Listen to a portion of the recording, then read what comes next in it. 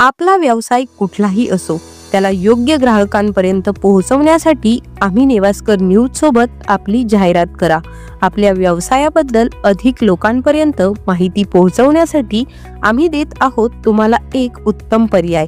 आजच संपर्क करा आणि आपल्या व्यवसायाला एक नवीन उंचीवर नेऊन ठेवा।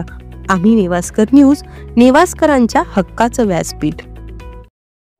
काल दिनांक 1 फेब्रुवारी 2025 रोजी श्रीरामपूर शेवगाव मार्गावरील दुकानधारकांना सार्वजनिक बांधकाम उपविभाग नेवासातर्फे अतिक्रमण हटवण्याची एक नोटीस मिळाली आणि सुरू झाली चिंतेची चर्चा।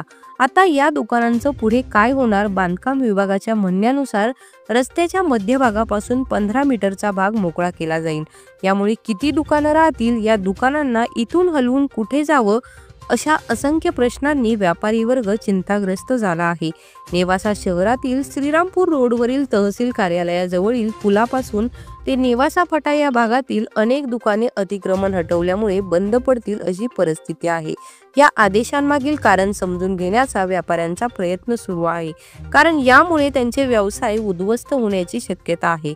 त्यात नेवासाचे ग्रामदैवत असलेले श्री मोहिनीराज भगवान यांची देखील यात्रा अवघ्या 2-4 दिवसात सुरू होणार आहे। त्यात ही अतिक्रमण काढण्यासाठी होत असलेला प्रशासनाकडून दबाव का, असा देखील प्रश्न व्यापाऱ्यांकडून व्यक्त केला जात आहे। शहरातील व परिसरातील अनेक व्यापारी एकत्र येऊन या कार्यवाही विरोधात आवाज उठवणार असल्याचं चित्र आहे।